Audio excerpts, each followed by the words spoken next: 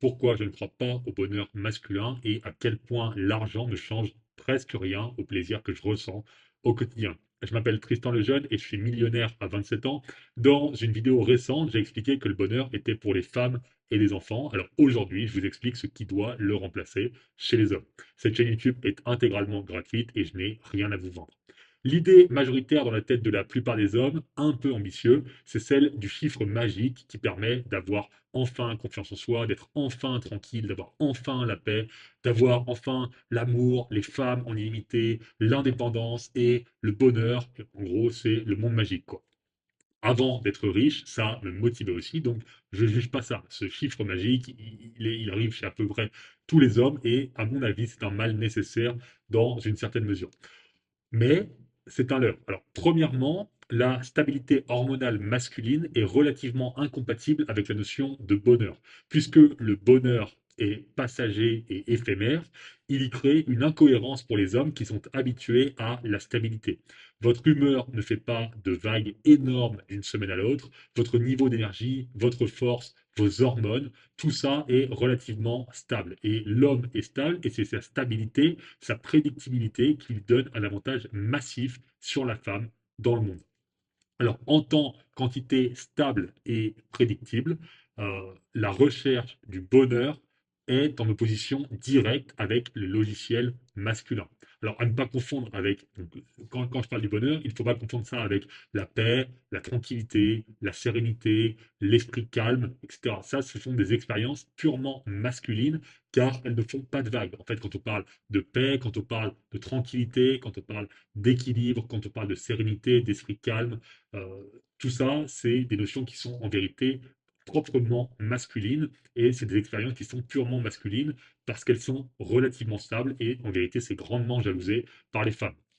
Donc, le bonheur pour les hommes, c'est juste un élément résiduel qui se manifeste après avoir accompli des missions qui ont du sens. Ça n'est pas la recherche du bonheur, c'est le bonheur comme conséquence. Voilà, alors que le logiciel féminin est complètement différent. C'est un élément résiduel d'une existence utile qui améliore le monde. On est constitué pour identifier des problèmes, résoudre des problèmes, améliorer notre situation et donc, en bout de course, améliorer le monde qui nous entoure. Ça, c'est la masculinité. Et vous pouvez voir ici ma théorie selon laquelle le bonheur n'est pas compatible avec la masculinité, puisque les hommes ont donc une base hormonale stable, alors que les femmes ont une base hormonale instable avec les cycles hormonaux.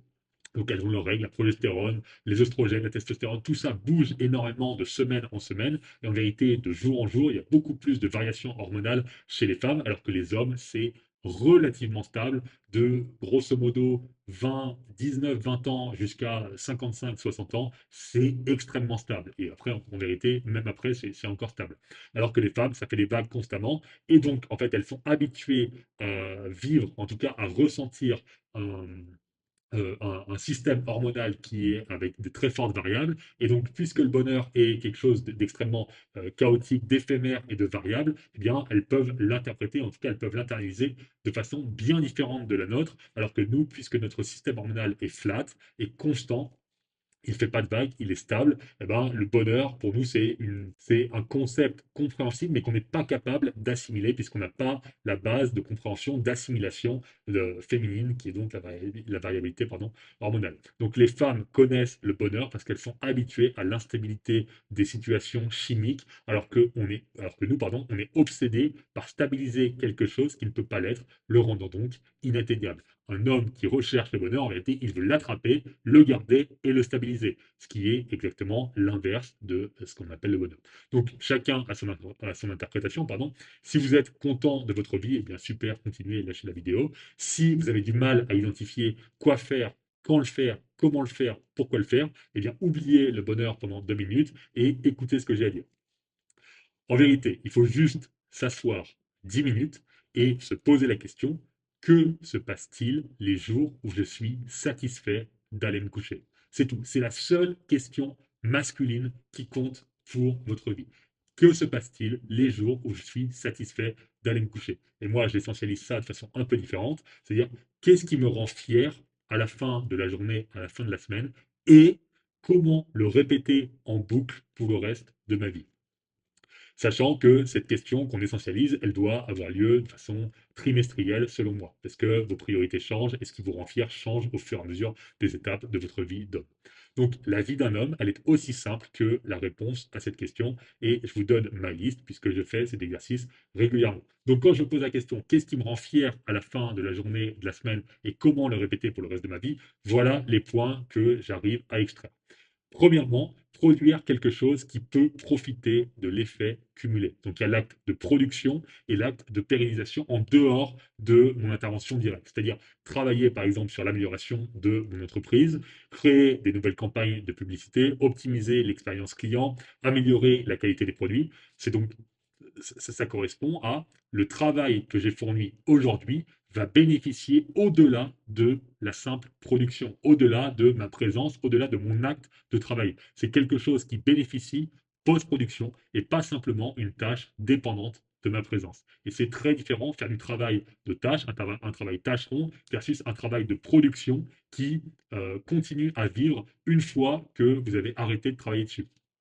Donc, répondre à un mail unique, ça ne rentre pas là-dedans. Quand je réponds à un mail unique, je n'ai pas produit quelque chose qui peut profiter de l'effet cumulé. Par contre, créer une vidéo de formation pour mes employés, ça rentre là-dedans. Parce qu'une fois que je l'ai créé, une fois que c'est posté, il y a plusieurs employés qui vont voir cette vidéo maintenant, dans le futur, dans un an, dans 2 ans, si c'est encore d'actualité. Donc, c'est quelque chose qui peut profiter de l'effet cumulé si j'avais une entreprise en croissance exponentielle où j'embauchais énormément d'employés.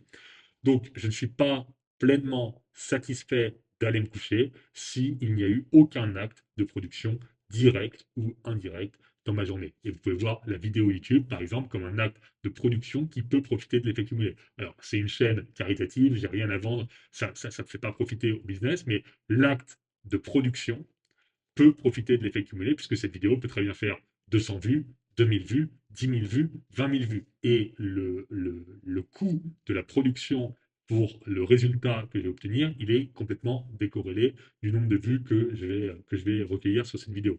Et donc, quand je vais me coucher ce soir, je suis satisfait d'avoir produit quelque chose qui me survivra, entre guillemets, un acte de production qui me survivra et qui peut bénéficier donc d'effets cumulés. Deuxième élément, et ça c'est vraiment de très très loin l'élément le plus important, et c'est l'élément qui est tout en haut de la hiérarchie de mes journées, des journées dans lesquelles je suis fier de ce que j'ai accompli, c'est toujours un élément de production de la journée. Si j'ai absolument rien produit dans la journée, ça va pas, je suis pas content d'aller me coucher.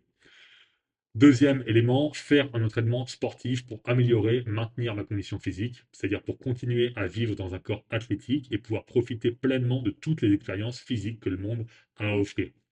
Pour respecter le potentiel humain aussi, ça c'est extrêmement important, respecter le potentiel humain, respecter le véhicule duquel vous avez hérité. Donc si vous avez une Ferrari et que vous ne roulez qu'en ville à 50 km/h, vous sous-exploitez son potentiel. C'est triste, c'est vraiment pas intéressant d'acheter une Ferrari à 300 000 balles, simplement d'avoir un V8 ou un V12 dans votre Ferrari, juste pour conduire à 50 km/h, c'est une sous-exploitation évidente du potentiel de votre véhicule et c'est absolument terrible. Et tout le monde, n'importe quel homme qui a un peu de testostérone et qui aime bien conduire, va trouver ça horrible et va trouver que c'est un gâchis affligeant de voir une Ferrari qui va rouler toute sa vie à caper à 50 km/h. N'importe quel homme avec un peu de testo va trouver ça affligeant et dégueulasse. Donc, c'est la même chose pour le corps humain, c'est la même chose pour votre corps masculin. Si vous passez toute votre vie obèse avec une condition physique déplorable, eh bien vous sous-exploitez votre potentiel et c'est absolument méprisable. Sans dire de devenir un athlète de haut niveau ou quoi que ce soit. Non, je parle d'une condition physique décente, au moins le minimum viable. Donc, pour améliorer le premier point, c'est aussi important. Si je suis en mauvaise santé, je suis moins apte à produire un travail de qualité, donc je suis moins susceptible de produire quelque chose qui va profiter de l'effet cumulé aujourd'hui. Donc, ça a un effet de cascade sur le point numéro un. Et à nouveau, je ne suis pas pleinement satisfait d'aller me coucher s'il n'y a eu aucun exercice physique dans ma journée tous les jours. Troisième élément, avoir des interactions sociales divertissantes, intéressantes. Ça répond évidemment à une prédisposition évolutionniste indiscutable. Idéalement, c'est couplé au deuxième point, donc au point de l'entraînement sportif. C'est-à-dire faire une activité physique avec des amis, ça reste proche de la constitution ancrée, qui est vraiment ancré en nous. Quand vos ancêtres allaient chasser ensemble, c'est donc social, ils vont chasser ensemble en tribu. Activité physique, puisqu'il faut pister, enfin, faut faire de la chasse, ça va, je vais pas vous expliquer ce que c'est de la chasse il y a 2000 ans, il y a 10 000 ans, il y a 100 000 ans. Plus manger derrière, après l'activité physique, une fois qu'on a attrapé le gibier, eh bien, on va le tuer et on va le manger. Donc, c'est social, activité physique, plus manger ensemble. Donc, aujourd'hui, vous allez faire un sparring de boxe. C'est social, puisque vous allez le faire avec des amis, avec des camarades. Donc, il y a une notion sociale, plus activité physique, vous faites un sparring de boxe, plus vous mangez ensemble après l'entraînement. Si vous allez au resto, si vous allez partager un repas après l'entraînement. Et donc, voilà, c'est comme ça que j'aime bien calibrer mes interactions sociales. Donc, social plus activité physique, plus manger ensemble. Et c'est grosso modo ce qui se passe très, très régulièrement. Parce que, au bout du compte, la camaraderie, les blagues, la bousculade, les discussions, etc., c'est absolument indispensable pour l'équilibre et la longévité. Le problème réel, donc c'est vraiment, vraiment, véritablement indispensable. Le problème réel, c'est que la plupart des gens sont vraiment débiles et inintéressants sans s'en rendre compte. Et vraiment, le sans s'en rendre compte, il est capital. Donc je filtre très, très violemment. Je n'ai aucune retenue sur ma personnalité quand je rencontre des nouveaux. Et l'amitié rentre vraiment au compte-gouttes. J'ai une quinzaine de bons amis, pas plus. Et le reste, ça reste volontairement au stade de connaissance. Et donc voilà, petit à petit, assez naturellement, et au fil des années, grosso modo, tous les 2 ans, 3 ans, j'ai probablement, sur les 15 personnes, grosso modo, desquelles je me sens relativement proche, bons amis, bah, il y en a un qui décroche parce qu'il change de cap ou quoi que ce soit. Et au compte-gouttes, tous les ans ou tous les 2 ans, j'ai un nouvel ami qui rentre dans le groupe social dans lequel je suis. Voilà. Donc, je suis à nouveau rarement pleinement satisfait d'aller me coucher si je n'ai pas vu au moins un ou deux amis dans ma journée, donc tous les jours. Quatrième point, n'avoir aucune contrainte sur mon temps, attention et énergie autre que celle que je m'impose volontairement. Par exemple, je suis dans le process, et même entre le temps où j'ai écrit et le temps où je tourne cette vidéo, c'est-à-dire en 1 heure, je viens de me faire expulser de mon appartement, l'appartement dans lequel je suis, par mon proprio, parce que je refuse catégoriquement les visites d'agents immobiliers qui veulent vendre mon appart à des clients. C'est-à-dire que depuis les mois où je suis là, à chaque fois que je reçois un message d'un agent immobilier, bonjour, est-ce qu'on peut venir faire visiter votre appartement pour le vendre à un client? Je dis non, personne ne rentre chez moi. Donc c'est une contrainte externe, je refuse. Un agent immobilier m'envoie un message à 11 heures pour savoir s'il peut visiter mon appartement à midi avec des clients potentiels pour le racheter. C'est une contrainte externe. J'ai pas envie de voir des gens chez moi. J'ai pas envie de voir débarquer un agent immobilier dans mon salon, aller voir ma chambre, aller voir ma cuisine, aller voir mon bureau pendant que je suis là en train de travailler. C'est une contrainte externe qui m'est imposée. Je refuse. C'est non. Et voilà. Je me fais virer de mon appart. Dans 15 jours, je dois dégager. Et donc, c'est très simple. Ce qui se passe, c'est que je jette de l'argent sur le problème plutôt que de faire une concession. C'est-à-dire, je paye des déménageurs pour changer d'appart. Plutôt que de faire une concession, de parler avec mon courrier en disant, voilà, ok, j'accepte 2 visites par mois seulement les mardis matins. Non, personne rentre chez moi. Tant pis, je jette de l'argent sur le problème. Je me fais dégager, je dégage, je change d'appart et j'en prends un dans lequel, sur le contrat, il va être spécifiquement écrit, et ça y est, c'est fait, là, c'est en train d'être fait, personne ne rentre dans mon appartement tant que je suis là, tant que je suis locataire. Même chose, jeudi 16h45, jeudi à mon coiffeur. Je vais toujours chez le coiffeur le jeudi à 16h45. S'il n'y a pas de créneau disponible, eh ben, c'est la semaine prochaine. Même créneau. Il n'y a pas de ah ouais, ok, mais j'ai dispo jeudi à 18h, ou alors j'ai dispo si tu veux vendredi matin. Non, c'est jeudi 16h45. J'y vais en sortant de mon cours d'espagnol. C'est sur la route, c'est ça ou rien. Il n'y a pas de concession. Je ne vais pas me commencer à dire ok, alors mercredi matin, je dois bosser, mais à 10h30, c'est vrai, il faut que j'aille chez le coiffeur, donc il faut que je parte à 10h pour prendre un Uber. Non, c'est jeudi 16h45, point de barre. Il n'y a pas de concession, je n'accepte aucune contrainte sur mon temps, attention, énergie, autre que celle que je m'impose. Et donc, dans la même lignée, je ne me fais pas à manger, je ne fais pas le ménage, je ne fais pas les courses, je ne fais pas de rangement. Je paye mon assistante pour faire 100% des tâches qui m'ennuient. Même chose, je me lève de la salle d'attente et je me casse quand le banquier a plus que 5 minutes de retard parce que je n'accepte aucune contrainte sur mon temps externe. Alors évidemment, ça peut créer de la friction et de l'incompréhension parce que la plupart des gens pensent qu'une minute de leur temps vaut une minute de la vôtre. C'est-à-dire, grosso modo, que dalle. Quand vous voyez l'importance que les gens accordent à leur propre temps et qu'ils pensent que votre temps est égal au leur, en fait, ils vous disent plus ou moins ton temps, il vaut absolument rien, j'en ai rien à foutre. Alors que personnellement, je le vis comme une véritable agression quand il y a un serveur au resto qui regarde des vidéos TikTok à l'autre bout de la salle au lieu de m'apporter l'addition que j'ai réclamée il y a 5 minutes. Pour moi, c'est une agression, c'est un viol de mon temps. Alors que pour lui, c'est juste normal, quoi. Ils peuvent bien attendre 5 minutes de plus. Non. Donc, je suis tout le temps frustré quand je vais me coucher et qu'on m'a fait perdre du temps ou de l'énergie à des fins improductives dans ma journée. Cinquième élément, étendre mes connaissances, c'est-à-dire que tous les jours, j'aime avoir appris quelque chose d'utile. Ça peut être sur des conférences, ça peut être dans des discussions avec Grok, ça peut être dans des lectures de livres, dans des discussions, mais j'ai vraiment, et ça c'est une tendance naturelle, il n'y a pas besoin de me forcer à faire ça. Sixième élément, recevoir, donner de l'amour, c'est avoir interagi de façon incalculée avec ma femme et mes enfants purement dans le moment présent. Et ça, c'est plus des trucs automatiques, c'est pas du tout réfléchi en vérité, c'est pas calculé. Septième élément, avoir profité et pris le plaisir à prendre pardon, dans la journée, c'est-à-dire manger des repas qui correspondent à mes goûts réels, avoir marché au soleil dans le parc, bu mon café sur le balcon, jouer avec ma fille dans la piscine, regarder une vidéo divertissante, faire un peu de guitare, avoir une relation sexuelle, écouter de la musique, etc. C'est-à-dire, ok, je vais me coucher, ok, il y a du travail, ok, il y a des responsabilités, ok, il faut accomplir des tâches et il faut suivre le plan et la trajectoire, mais l'intérêt, c'est quand même de prendre du plaisir sur la route et au final, ça se fait assez naturellement aussi. Et enfin, huitième élément, planifier une prochaine étape. Avoir quelque chose de prévu pour demain, pour la semaine prochaine, pour le mois prochain. Un plan, une direction, un projet, quelque chose à faire en se levant le matin. Savoir où je vais et surtout savoir pourquoi j'y vais. Voilà.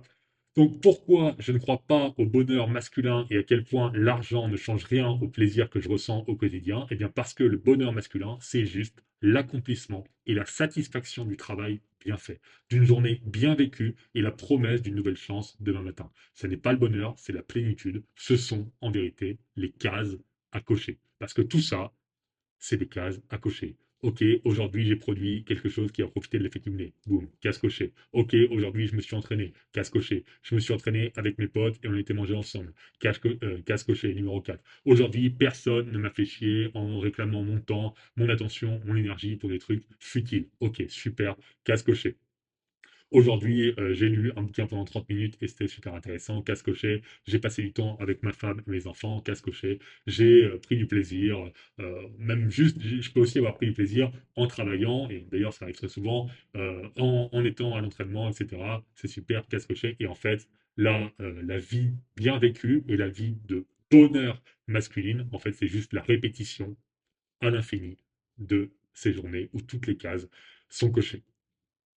Et ça n'est pas mécanique. La façon dont j'en parle, évidemment, c'est très théorisé, donc ça a une perception, ça renvoie à quelque chose de très mécanique et de très calculé, mais la plupart des cases, eh bien, je les coche quotidiennement sans avoir à y penser. Je vais théoriser ici pour la vidéo, mais en vérité, ça n'a pas besoin d'être aussi théorique et précis. Ça tourne juste en tâche de fond dans ma vie.